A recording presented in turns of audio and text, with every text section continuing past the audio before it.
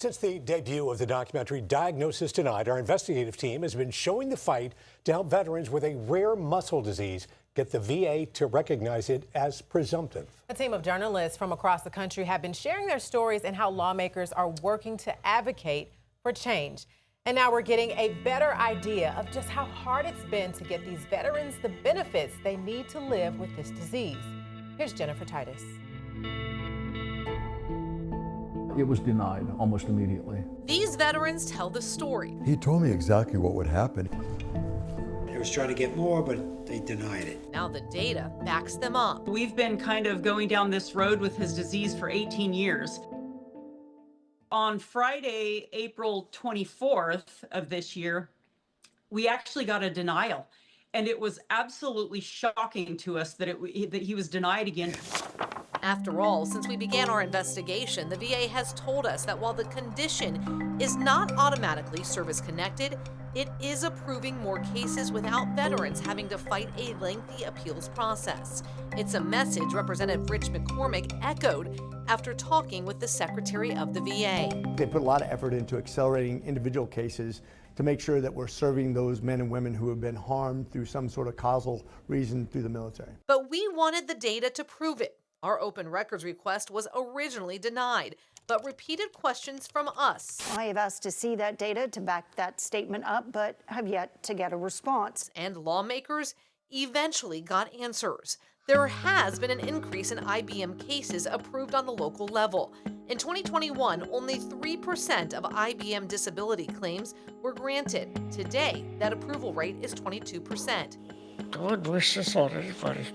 Look at me, live my life for a day. But it means 78% of vets, like Greg Rathburn, are still being denied. Every time one of them comes to us for help, we're almost certain we're not going to win their case at the local level.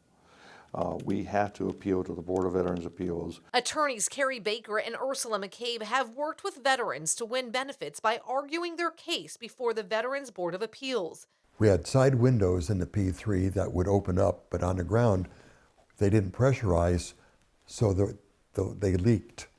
And sometimes I went on a 10-hour mission with my sleeve soaked in de-icing fluid, breathing in those fumes. So that was, I think, a major contributor to the onset of this disease.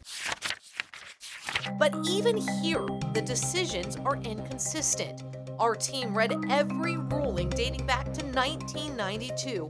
Over and over, judges note the absence of a known cause as the reason to both grant and deny the claims. It is a rare disease that's misunderstood, and VA just doesn't have the correct roadmap for how to rate it and how to handle the cases. I think that if VA just recognizes the disease and puts policies into place that allow those claims to go smoothly, I think it's going to make everything much easier. 10 Investigates teamed up with reporters across the country to talk with vets about why they believe the VA should automatically make IBM service connected.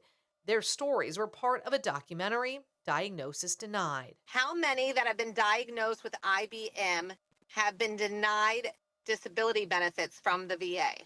At one time or another, yeah, we all have. In May, Rathburn did receive this letter. His benefits were finally approved due to the high-profile nature of the claim and related news coverage. Veterans shouldn't have to go to these lengths to receive approval. Secretary Doug Collins says he's aware of the issue. We just need to make sure that we're continuing to get the evidence, continuing to follow up on what our veterans are telling us, and that will show us the clear path to what we need to do.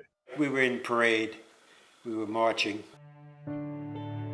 In service and combat, these vets were trained to win. Decades later, unable to walk or even swallow, fighting a disease they say was caused by their military service, they have no intention to lose.